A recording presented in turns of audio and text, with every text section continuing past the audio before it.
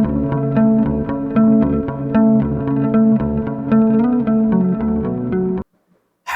Dear students, welcome to Kataria pharmacy. So students, कैसे हैं आप सब? आई होप सभी ठीक होंगे, सभी की स्टडी अच्छी चल रही होगी।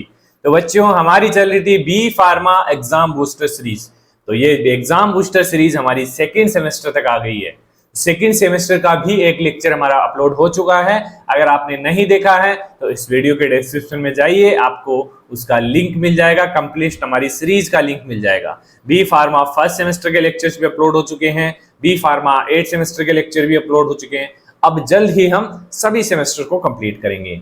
ये जो सीरीज होने वाली है ये सभी सेमेस्टर के बच्चों के लिए हेल्पफुल होने वाली है। तो आप अपने ग्रुप्स में भी शेयर कर सकते हैं, जो भी आपका फ्रेंड सर्कल है उसमें भी इस सीरीज को शेयर कर सकते हैं। काफी मदद करने वाली है ये।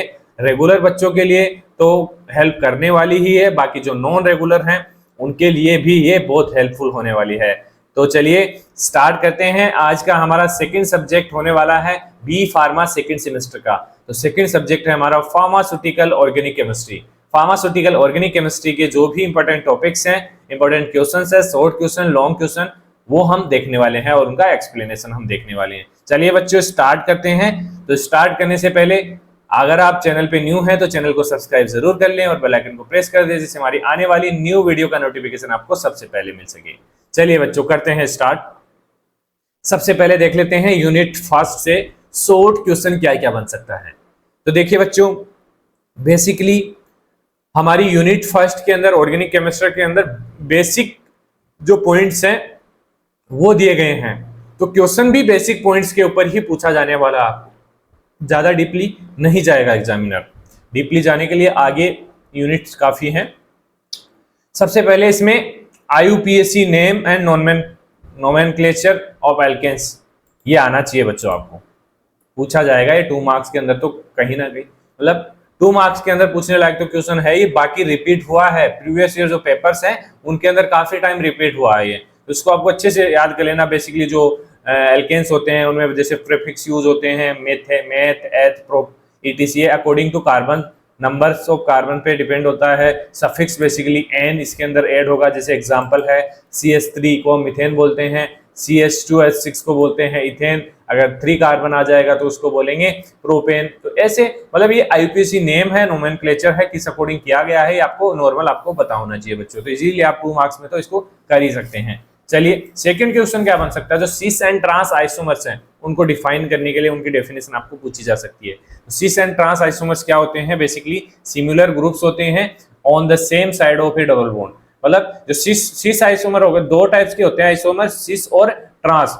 स्ट्रक्चर लगभग सेम लगेगी लेकिन इनका जो बॉन्ड एंगल है ना वो थोड़ा डिफरेंस हो जाएगा। तो सिस के अंदर क्या होता है? सिमिलर ग्रुप होता है on same side of double bond, same side of double bond. लेकिन ट्रांस में क्या होगा? सिमिलर ग्रुप होगा और opposite side of double bond, opposite side में होगा। इसका एक डायग्राम, सॉरी एक एग्जांपल आप देखना, उसमें आपको कंप्लीट समझ में आ जाएगा। थ्योरी में इतना नहीं बैठ रहा होगा आपको, लेकिन आपको डेफिनेशन लिखनी है, इसको एक एग्जांपल लिखना है।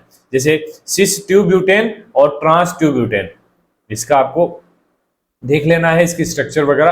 तो ये हो गए 2 क्वेश्चन बेसिकली हैं शॉर्ट क्वेश्चन यूनिट फर्स्ट से। अब बात करते हैं हम लॉन्ग क्वेश्चन क्या बन सकता है। देखिए बच्चों, ऑर्गेनिक केमिस्ट्री बी फार्मा के अंदर फर्स्ट टाइम आई है आपके पास, अब आगे भी आएगी, ऑर्गेनिक सेकंड भी आएगी, ऑर्गेनिक थर्ड भी आएगी। तो एग्जामिनर इतना तो फर्ज बनता है, उसका इतना तो माइंड चलेगा कि बच्चों को बेसिक तो आना चाहिए कि क्लासिफिकेशन क्या है ऑर्गेनिक कंपाउंड्स का, ऑर्गेनिक कंपाउंड्स क्या होते हैं। तो ये क्वेश्चन आपसे पूछ सकता है 10 मार्क्स के अंदर। तो basically classification of organic compound, तो बेसिकली 4 क्लास में डिवाइड किया गया है, एलिफेटिक, एरोमेटिक, हेट्रोसाइक्लिक और फंक्शनल ग्रुप के अकॉर्डिंग। तो एलिफेटिक जो ऑर्गेनिक कंपाउंड्स होते हैं open chain compounds, open chain होंगे, जैसे एल्केन्स है, एल्काइंस है। तो बेसिकली ये हैं एलिफेटिक ऑर्गेनिक कंपाउंड। एरोमेटिक में क्या होगा? एरोमेटिक रिंग होगी, बेंजीन रिंग प्रेजेंट होगी। बेसिकली एरोमेटिक जो हाइड्रोकार्बन्स होंगे, एरोमेटिक ऑर्गेनिक कंपाउंड है उसके अंदर, जैसे बेंजीन है, टालोइन है, एग्जांपल है।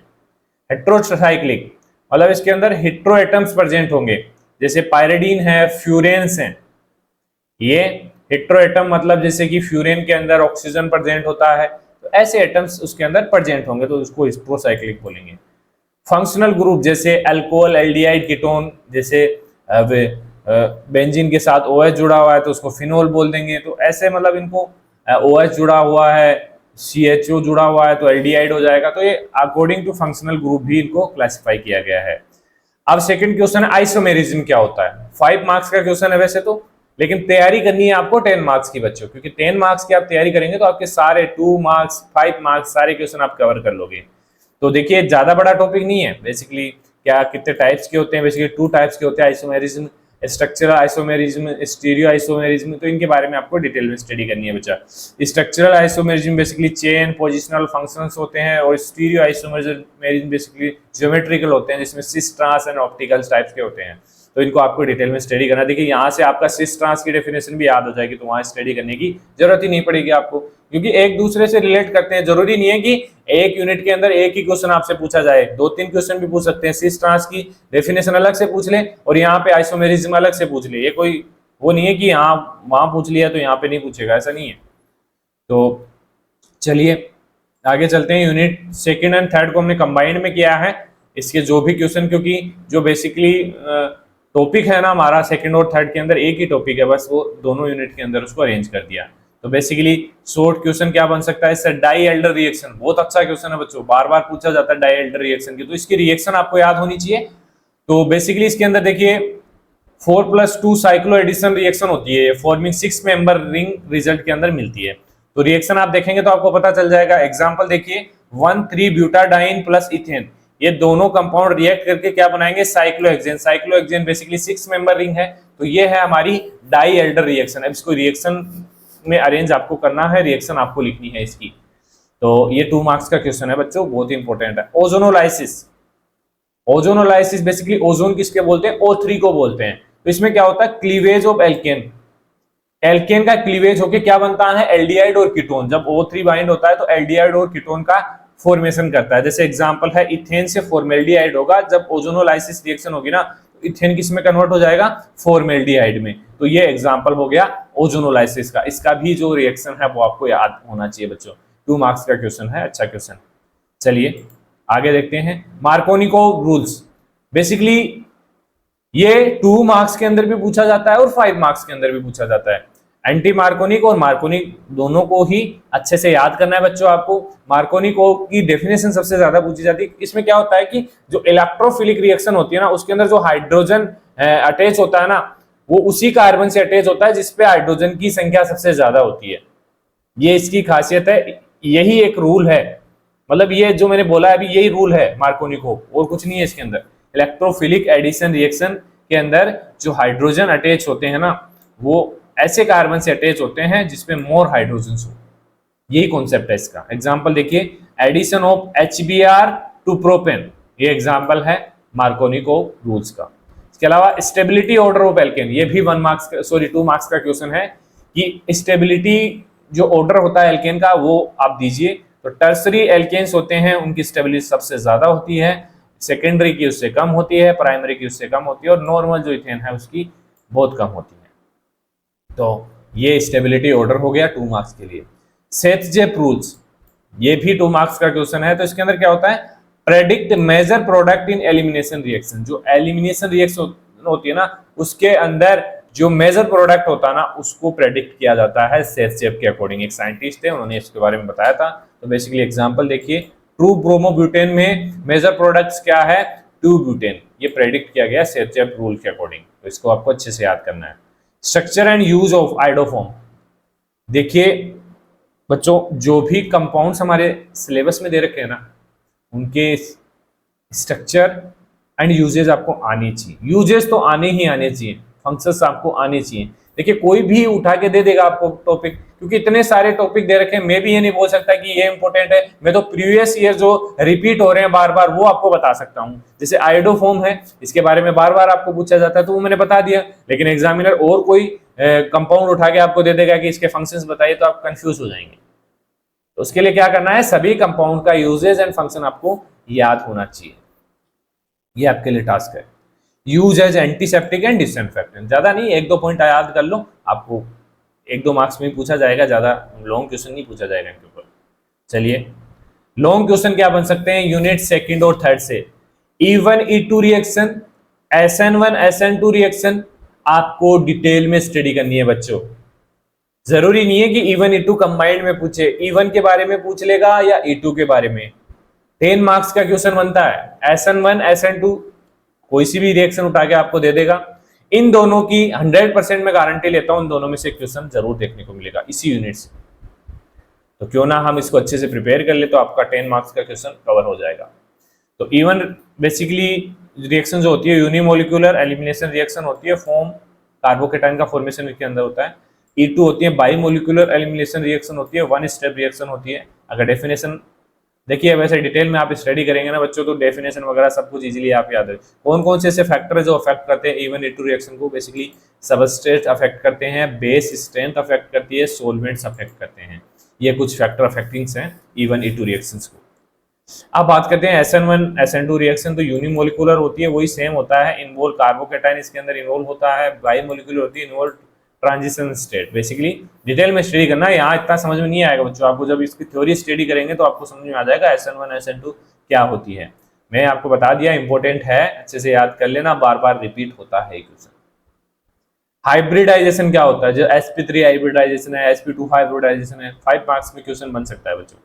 मैं 10 मार्क्स के लिए नहीं बोल सकता, लेकिन 5 मार्क्स में ये जरूर देखने को मिलेगा। ज्यादातर sp3 जो हाइब्रिडाइजेशन होता है, बेसिकली इसके अंदर क्या होता है, 4 सिग्मा बॉन्ड्स होते हैं और टेट्राहेड्रल ज्योमेट्री इसकी होती है। बेसिकली sp3 हाइब्रिडाइजेशन के बारे में पूछा जाता है एग्जाम के अंदर। सेटोस्टेरियल अल्कोहल, जैसे मैंने आइडोफॉर्म के बारे में पूछा, वैसे अब इसके यूजेज पूछ लिया आपको 2 मार्क्स के अंदर। तो उसमें 5 मार्क्स में भी, किसी पेपर में 5 मार्क्स के अंदर भी पूछे गए हैं, तो यूजेज आपको लिखने हैं। जैसे एग्जांपल, एक छोटा सा यूज है, use in cream and lotion, इसका यूज किया जाता है।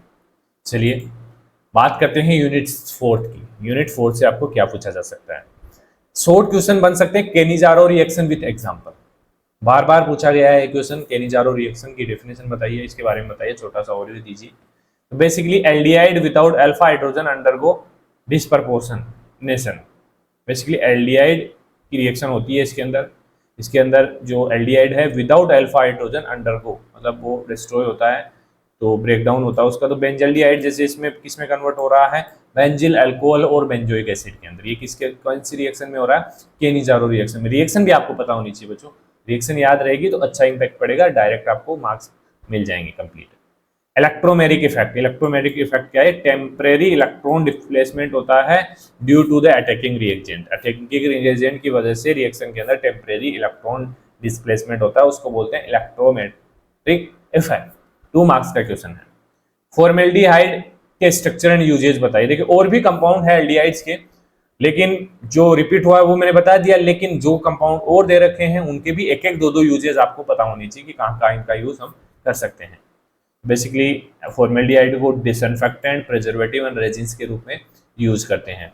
पार्किन कंडेंसेशन, ये भी एक केनिजारो रिएक्शन उसी टाइप की रिएक्शन है। इसके अंदर synthesis of cinnamic acid using aromatic aldehyde, मतलब एरोमेटिक एल्डिहाइड को यूज करके सिनामिक एसिड का फॉर्मेशन होता है, सिंथेसिस होता है किसके अंदर? पार्किन कंडेंसेशन रिएक्शन के अंदर। तो रिएक्शन भी आपको पता होनी चाहिए। 2 मार्क्स का क्वेश्चन। चलिए लॉन्ग क्वेश्चन क्या बन सकता है यूनिट 4 से? सबसे मेन क्वेश्चन बनता है इसके अंदर से एल्डोल कंडेंसेशन।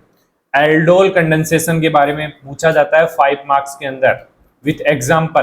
तो आपको याद करना है बच्चों, formation of beta hydroxy aldehyde और कीटोन बेसिकली इसके अंदर होता है। किसका? बीटा हाइड्रोक्सी एल्डिहाइड और कीटोन दोनों का फॉर्मेशन इसके अंदर होता है, एल्डोल कंडेंसेशन कहता है। Mechanism and application of nucleophilic addition reaction, जो कंप्लीट याद करनी है न्यूक्लियोफिलिक रिएक्शन। तो इसमें मैकेनिज्म एप्लीकेशन तो अंदर आ जाएंगे इसके, लेकिन डिटेल में स्टडी, जैसे SN1 SN2 है, E1 E2 है, वैसे ही न्यूक्लियोफिलिक एडिशन रिएक्शन होती है।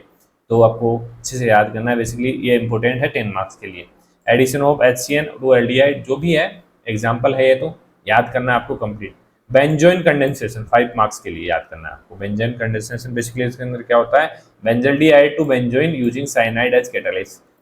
मतलब इस रिएक्शन होगी बेंजल्डिहाइड की टू बेंजोइन, मतलब कन्वर्ट होगा benzaldehyde in benzoin in presence of cyanide, catalyst के रूप में यूज होगा साइनाइड। तो ये एक रिएक्शन है, लॉन्ग क्वेश्चन है 5 मार्क्स के लिए। बात करते हैं लास्ट यूनिट जो हमारी 5th यूनिट है, इसमें शॉर्ट क्वेश्चन। इंडक्टिव इफेक्ट बहुत अच्छा क्वेश्चन है बच्चों, लगभग प्रीवियस 5 ईयर के क्वेश्चन उठा के देख लेना।